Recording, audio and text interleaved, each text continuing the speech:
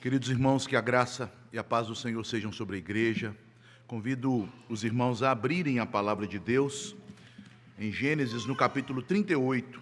Hoje vamos encerrar as exposições deste capítulo de Gênesis. Este capítulo é composto de 6 cenas e hoje nós vamos tratar das 2 últimas cenas, as cenas finais. A 5ª cena começa no versículo 24 e a última cena no verso 27. Portanto, nós vamos ler Gênesis 38, dos versos 24 a 30.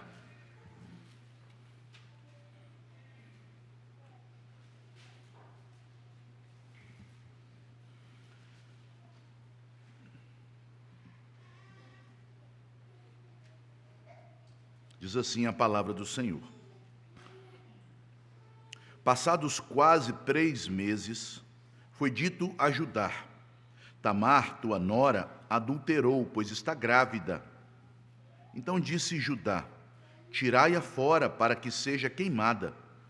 Em tirando-a, mandou ela dizer ao seu sogro: do homem de que são estas coisas eu concebi. E disse mais: reconhece de quem é este selo, e este cordão, e este cajado? Reconheceu-os Judá e disse: mais justa é ela do que eu, porquanto não a dei a selar meu filho, e nunca mais a possuiu. Aconteceu que, estando ela para dar à luz, havia gêmeos no seu ventre. Ao nascerem, um pôs a mão fora, e a parteira, tomando-a, lhe atou um fio encarnado e disse: este saiu primeiro. Mas recolhendo ele a mão, saiu o outro, e ela disse: como rompeste saída? E lhe chamaram Perez. Depois lhe saiu o irmão, em cuja mão estava o fio encarnado, e lhe chamaram Zera. Oremos. Pai bendito, nós te agradecemos pela tua graça, que nos é revelada em toda a Escritura, especialmente na pessoa e na obra de Jesus. Te bendizemos, ó Deus, porque mesmo pessoas tão distantes do teu Filho, como nós, em distância geográfica e temporal, mas também como aqueles do Antigo Testamento, tais como Judá e sua família, foram alcançados pela graça, demonstrando a grandeza, a largura, a altura e a profundidade desta graça. Te pedimos, ó Deus, que neste momento, que o teu Espírito, que revelou estas coisas a Moisés, que lhe inspirou para registrá-las e deixá-las para o ensino e exemplo da igreja, que este mesmo Espírito que nos selou, nos unindo a Cristo, ilumine os nossos olhos do coração para contemplarmos a mesma graça que abriu os olhos de Judá em arrependimento, que moveu Tamar para, vendo coisas muito distantes, coisas ainda longínquas, a agir de forma temerária para o bem dela e para o nosso bem.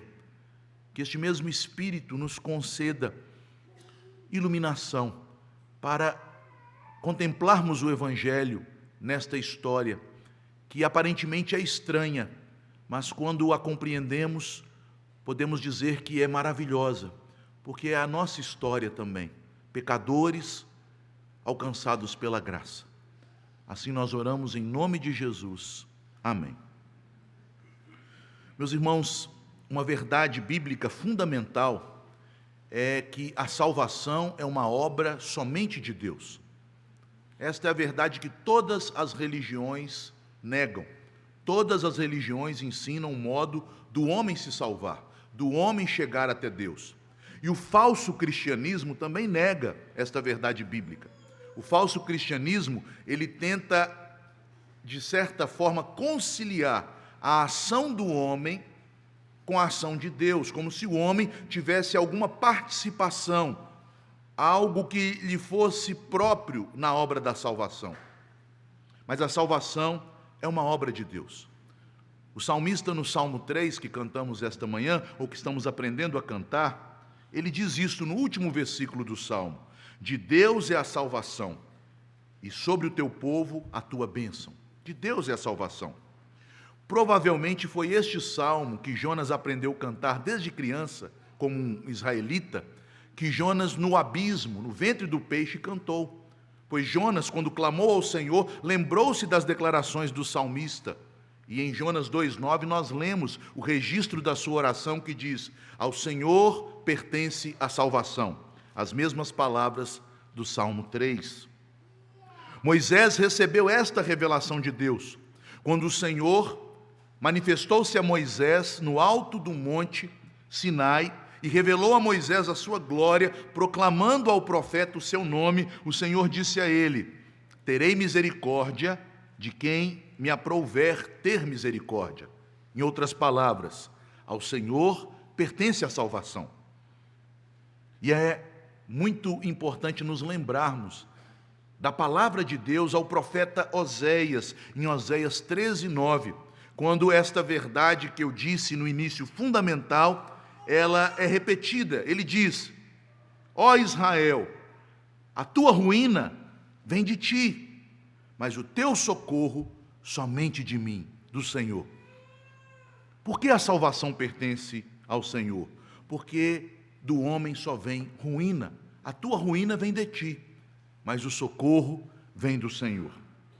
E no final desta história de Judá, deste que é o capítulo mais, talvez, sujo do livro de Gênesis, cheio de pecados graves, de coisas indecorosas, revelando as origens tão miseráveis do nosso Senhor Jesus, origens corruptas e corrompidas pelo pecado, nós terminamos este capítulo com o triunfo da graça. A graça triunfando contra o pecado, contra a miséria, contra a corrupção. Na história de Judá nós temos um testemunho eloquente desta verdade bíblica, desta verdade teológica, de que a salvação pertence ao Senhor, de que a salvação é uma obra da graça soberana. A vida de Judá é uma escalada de pecados, não é verdade, meus irmãos? Judá, primeiramente, no início do capítulo, abandona as tendas de Israel, seu pai. Deixa o convívio do povo de Deus, seus irmãos. Vai habitar nas tendas da perversidade, sendo influenciado por um ímpio cananita chamado Ira, que o leva a pecados contra Deus. Judá, não satisfeito com seu afastamento da comunhão com seus irmãos, ele se corrompe ainda mais. Ele entra em aliança com os povos da terra, os povos a quem Deus havia amaldiçoado, povos que viviam em idolatria e imoralidade. Ele se casa com uma mulher daquela terra, de certa maneira maculando a semente de Abraão. Ele tem filhos que aprendem com ele e depuram, aprimoram o pecado de seu pai e que se tornam homens perversos. Seu primeiro filho é chamado de uma pessoa perversa.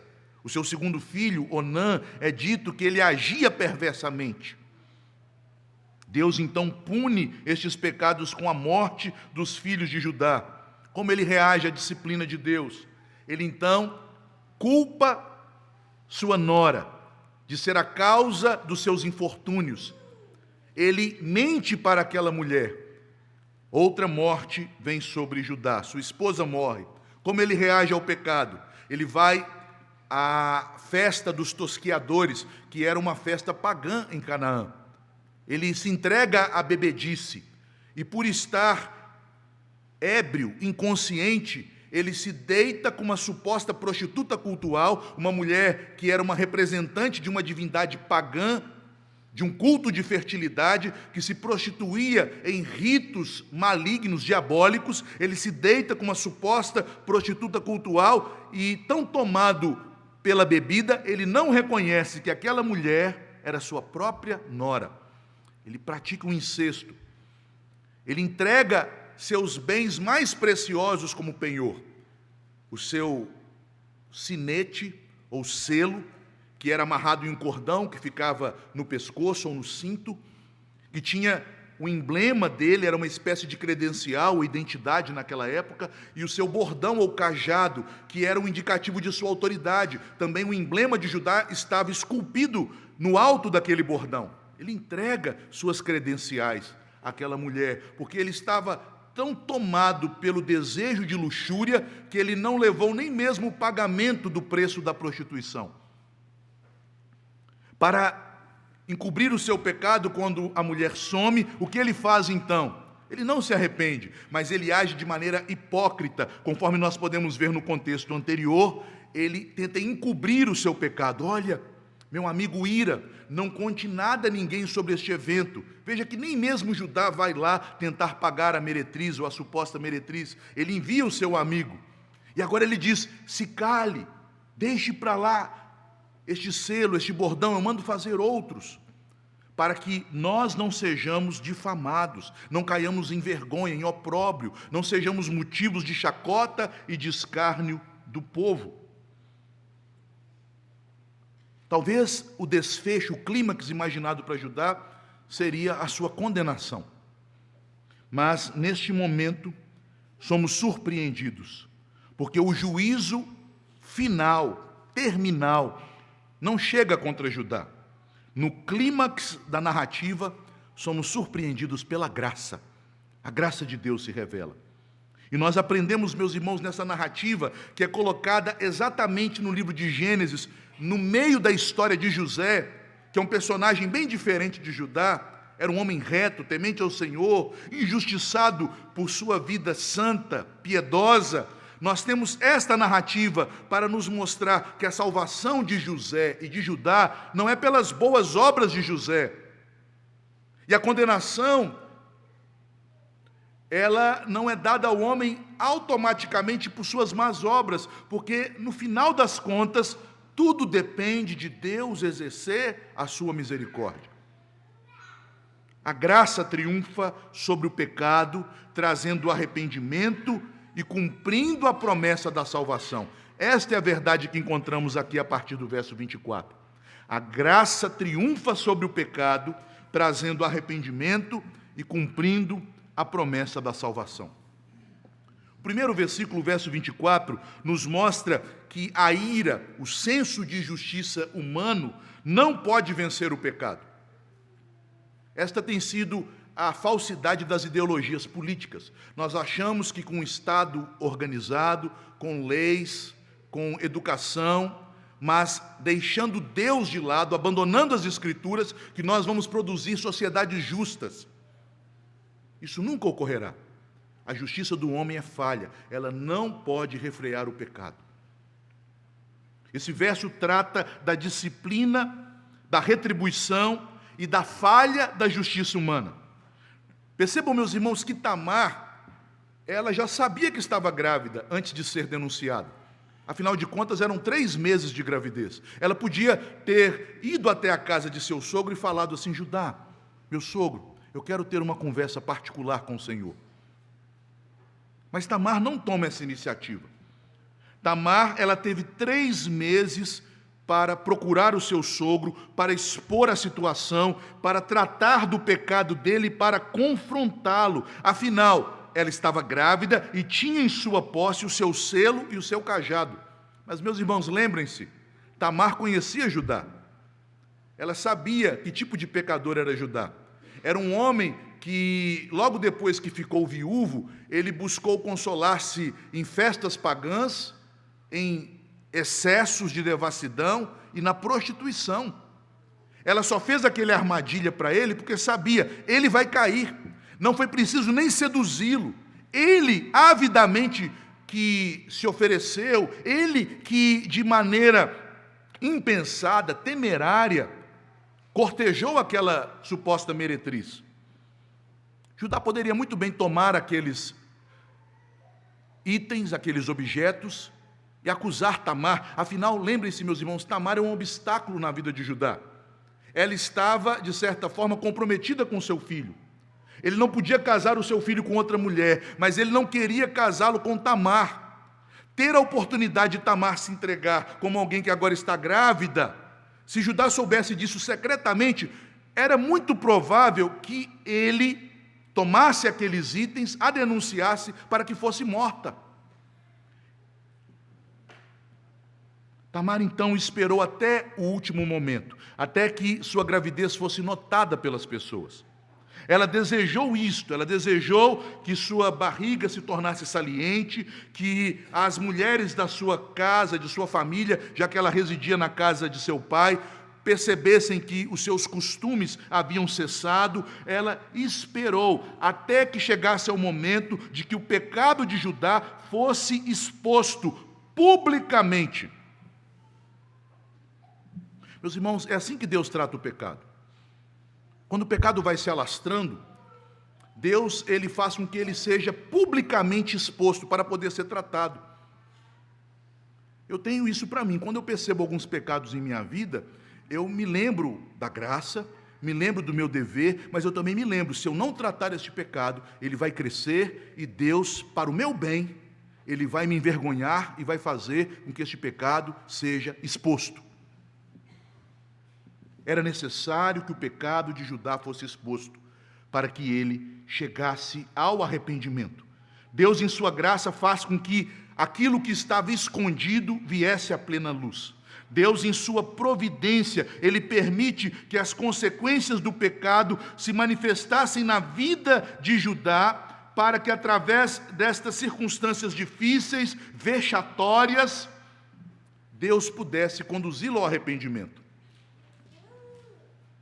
Essa exposição tem objetivo de levar ao reconhecimento da transgressão e ao arrependimento.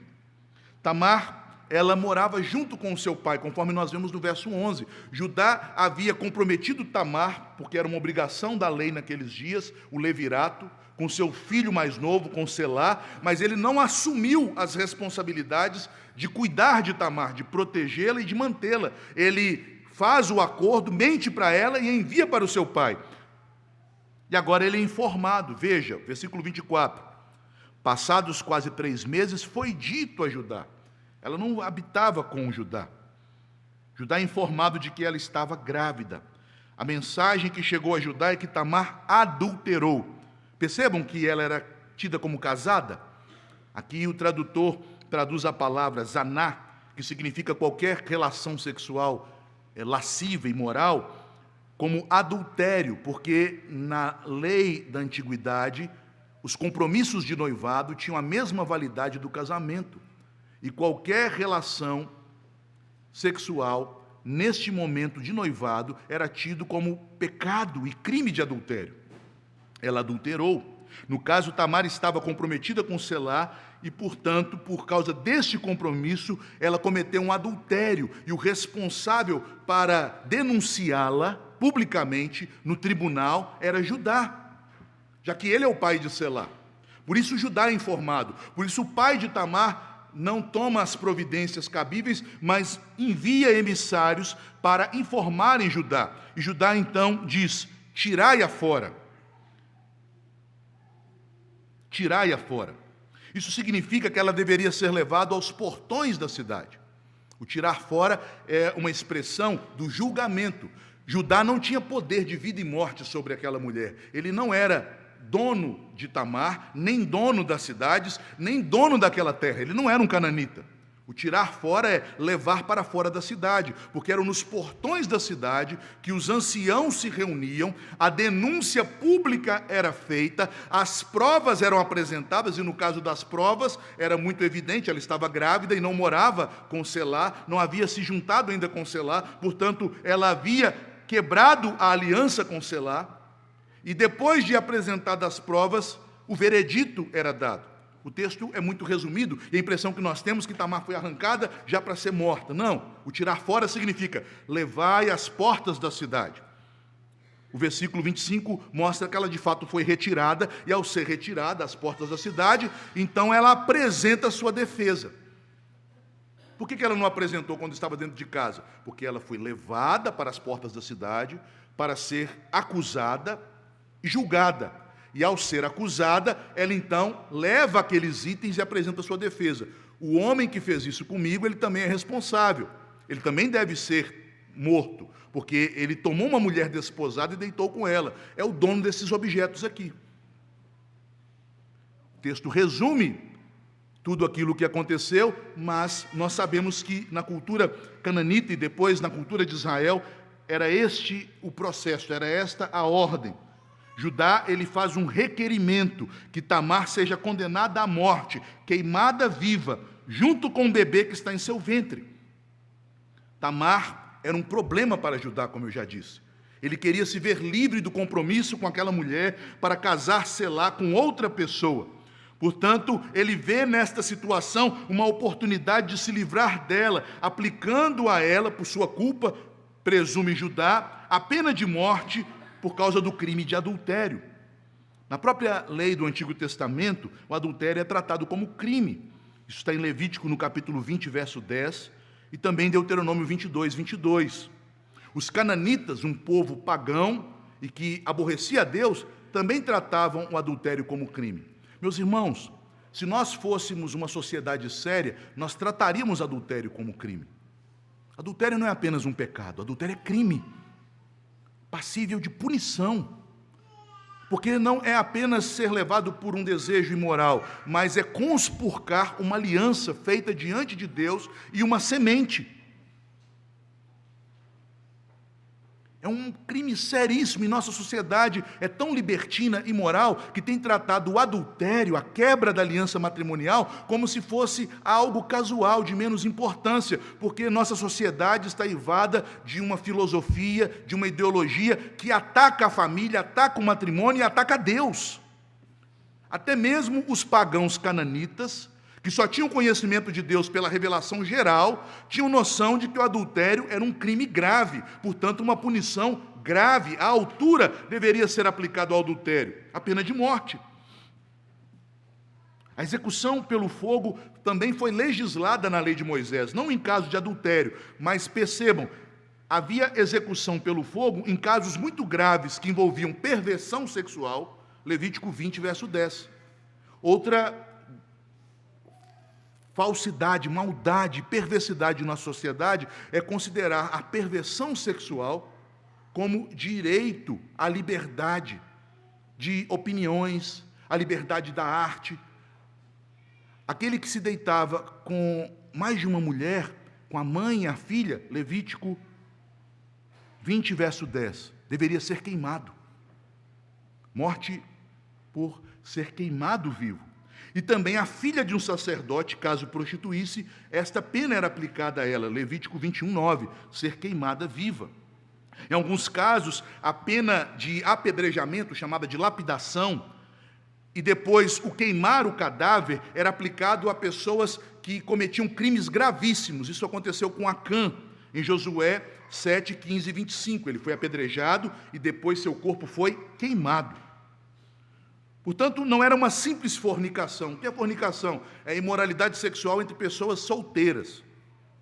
A Bíblia não impõe esse tipo de pena para fornicação.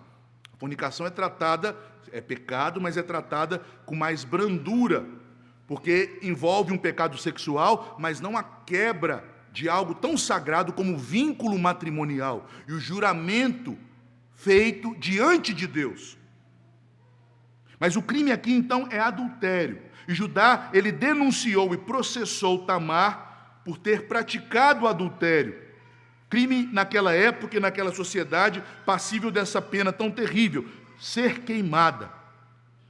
Ordenou então Judá que ela fosse apresentada e que a lei fosse cumprida segundo os costumes. Ele é implacável. Ele é implacável, ele não quer conversar com ela, ele não quer saber o que aconteceu, ele exige que a lei seja cumprida. Meus irmãos, se a lei for cumprida, todos nós deveríamos ser queimados. E todos nós, todos aqueles que não estiverem em Cristo, um dia serão queimados. Não com este fogo que nós conhecemos, mas com o fogo do inferno. A justiça do homem não resolve o problema do pecado, só o salienta, só mostra a sua gravidade, só mostra as consequências terríveis do pecado, porque o salário do pecado é a morte. Judá foi muito rápido em exigir justiça, quando ele mesmo se comportou com imoralidade, quando ele mesmo agiu com falsidade com aquela mulher. porque o homem não tem poder contra o pecado. A justiça humana, ela só pode nos levar à condenação, mas ela não tem poder para redimir.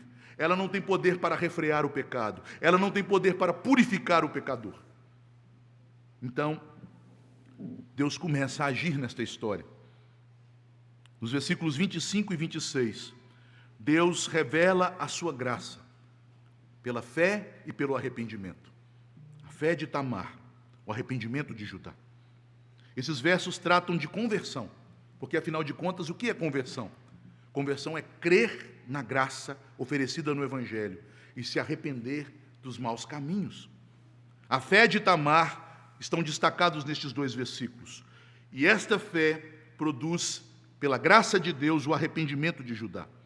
Quando Tamar é retirada de sua casa, achando-se à porta da cidade, diante dos anciãos, diante de sua família, diante do povo local que está ávido para saber qual era o novo escândalo, ela então já pode expor a sua causa. Ela não foi movida por lascívia.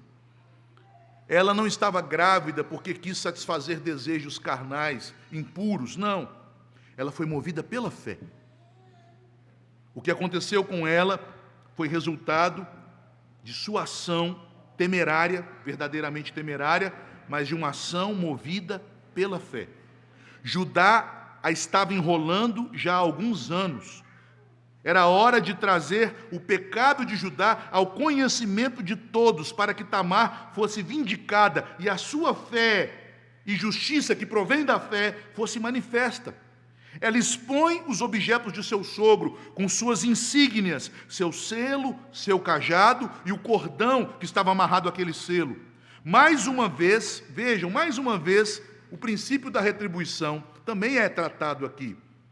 Judá, que enganou seu pai com a túnica ensanguentada de seu irmão, agora ele é enganado. O enganador é enganado. Ela então indaga seu sogro por meio de emissários. Veja que Judá não se deu o trabalho de sair de sua cidade para acompanhar o julgamento de Tamar. Então os emissários são enviados. Meus irmãos, o texto bíblico, a literatura bíblica, a narrativa do Antigo Testamento, ela é cheia de lacunas, justamente para aguçar nossa imaginação. Quanto tempo deve ter demorado para os emissários saírem da cidade de Tamar e chegarem à cidade de Judá, carregando aqueles objetos? Como ficou o coração de Tamar naqueles momentos? A Bíblia não nos diz isso. Ela apenas vai tratando os fatos como se eles tivessem acontecido um atrás do outro, mas ocorreu um espaço de tempo. Emissários são enviados, os objetos são levados, a fala dela é tomada e apresentada. E ela então indaga ao seu sogro: reconhece? O verbo reconhecer aqui é um verbo muito raro no livro de Gênesis, o verbo nakar, que significa: você pode discernir agora, você pode agora ver, os seus olhos estão abertos, você pode observar atentamente que objetos são estes.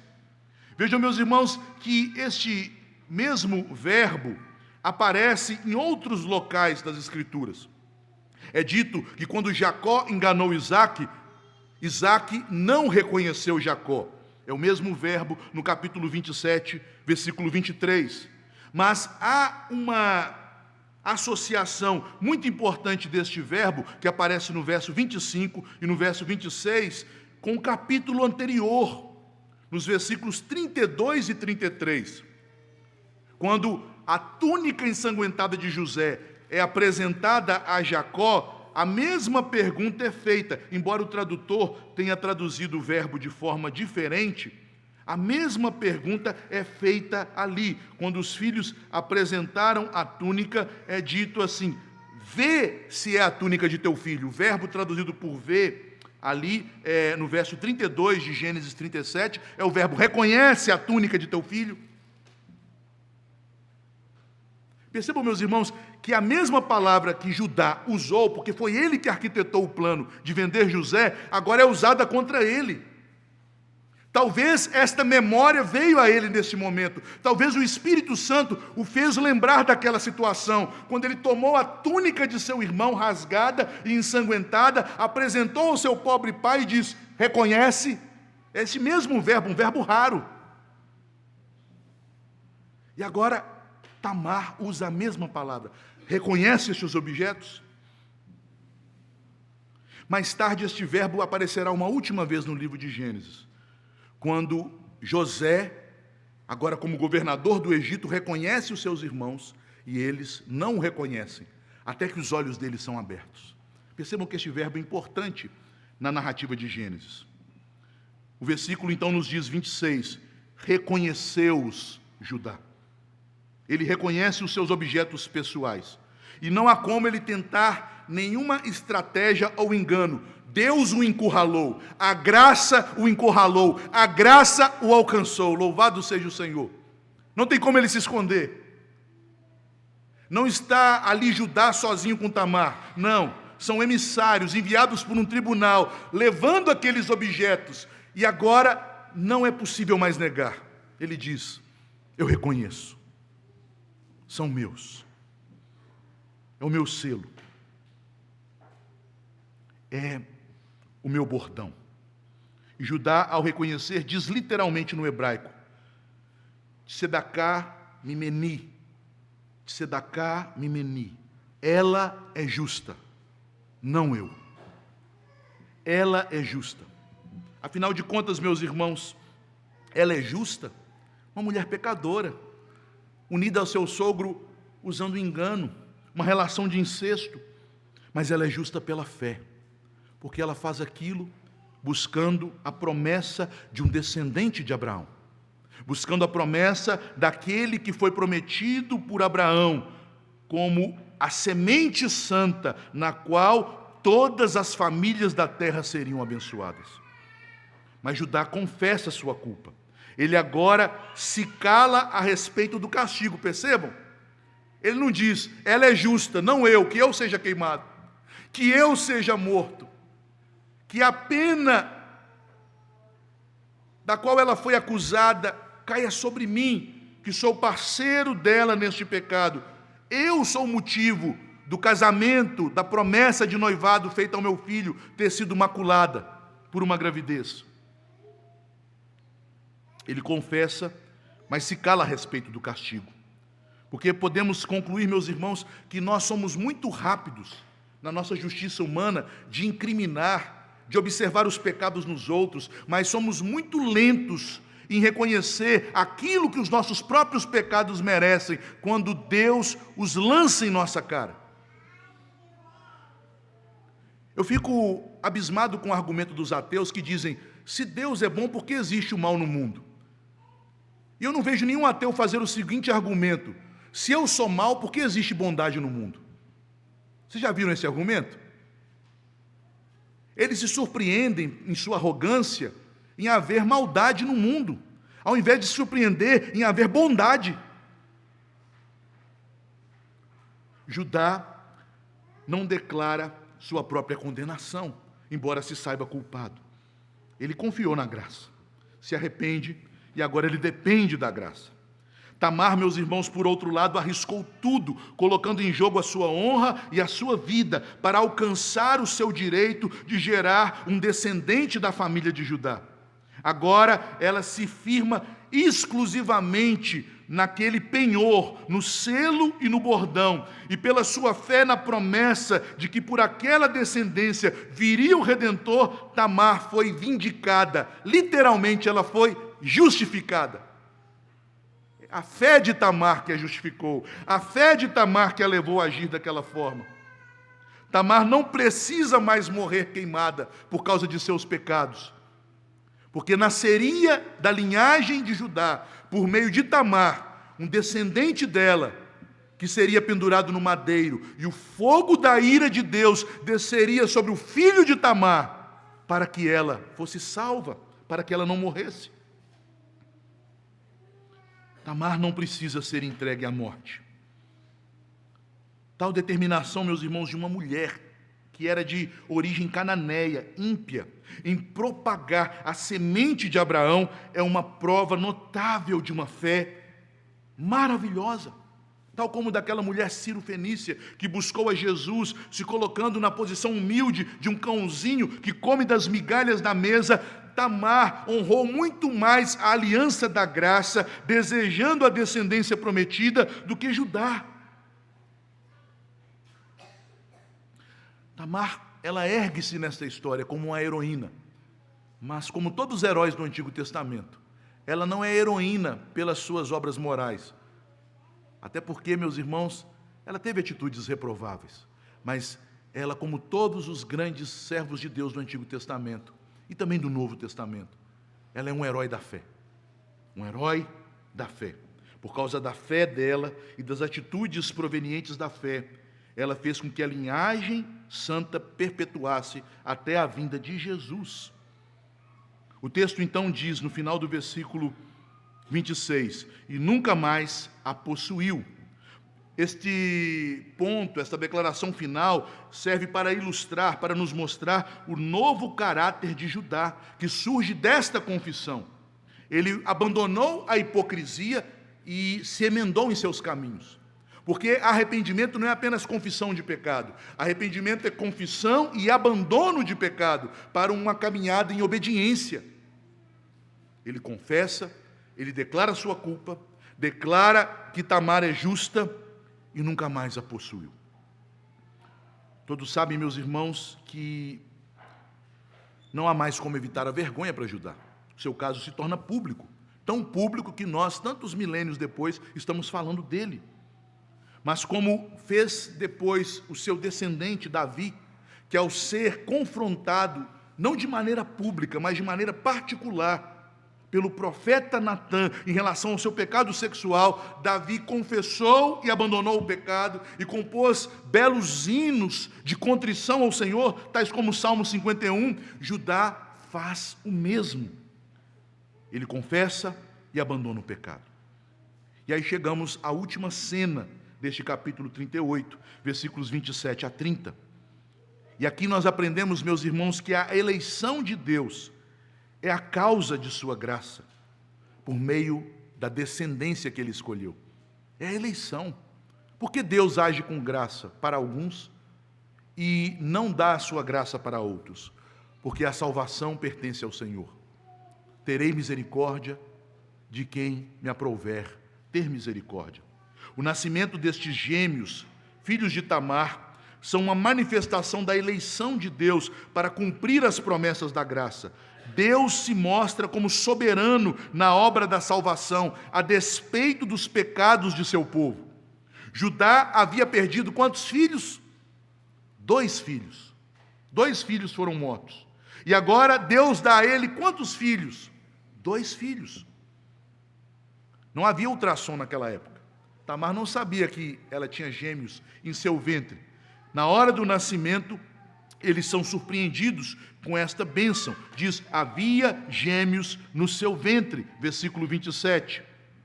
Esse episódio nos lembra o nascimento dos filhos de Isaque, Esaú e Jacó, que lutavam no ventre de sua mãe, buscando a proeminência, disputando a honra da primogenitura. E Deus então faz o ultrassom e revela a Rebeca. Há 2 nações degladiando-se em seu ventre, mas o mais velho será servo do mais moço. O mais moço herdará a promessa, para que a eleição de Deus quanto à graça ficasse salientada. Quando a bolsa da placenta então se rompe, a parteira percebe que uma pequena mãozinha, a mãozinha de um daqueles bebês, vem à tona, e ela amarra um barbante escarlate, vermelho encarnado, naquele bracinho, naquele pulso. Mas o bracinho retorna para dentro do ventre, e então outro bebê nasce. É dado à luz um bebê. Quando ela olha, cadê a pulseirinha? Cadê o barbantinho? Nada. E então vem o outro, e este estava com a marca. A parteira admirada diz, como esse menino rompeu saída, como ele conseguiu passar sobre o seu irmão. E então lhe chamaram Perez, que significa separação ou brecha. Ele achou uma brecha, ele achou um lugar e ele passou. Ao outro menino se dá o nome de Zerá, que significa broto, rebento. É o nome que é da mesma raiz da palavra nazareno. Percebam, meus irmãos, que estes nomes de Perez e Zerá, que se tornam dois filhos de Judá e pais, patriarcas daquela tribo que seria formada a partir deles, são nomes que apontam para Cristo. Cristo, ele se humilhou, ele se colocou na brecha por nós, tal como Perez, ele veio e irrompeu, escolheu nascer para morrer pelos nossos pecados, como um Zerá, como um broto, como um rebento de Jessé, na casa de Davi, para salvar o seu povo. Perez, então, se tornou o antepassado notável de Davi. Quando nós lemos as gerações de Davi em Rute 4, 18 a 22, e os seus antepassados são enumerados em 10 gerações, o patriarca, o cabeça daquela família que é nomeado, não é Judá, é Perez. Perez toma o lugar de Judá. Também ele é antepassado de nosso Senhor, conforme está em Mateus, no capítulo 1, no versículo 3. Quero finalizar, meus irmãos, com algumas aplicações. Em primeiro lugar, este texto nos chama a atenção pelo fato de Judá condenar Tamar à morte pelo seu suposto adultério. Mas o Senhor Jesus, o leão da tribo de Judá, quando trouxeram a ele uma mulher adúltera, o que ele fez? Ele disse: quem não tem pecado, que atire a primeira pedra. E depois dos acusadores terem se dispersado, ele olha para a mulher adúltera e diz: mulher, onde estão os teus acusadores? Vá e não peques mais. A justiça de Deus não se revela na aplicação da pena em nós mesmos, mas a justiça de Deus se revelou na cruz, quando a pena contra os nossos pecados foi assumida pelo Senhor, e todo aquele que nele crê não será mais condenado.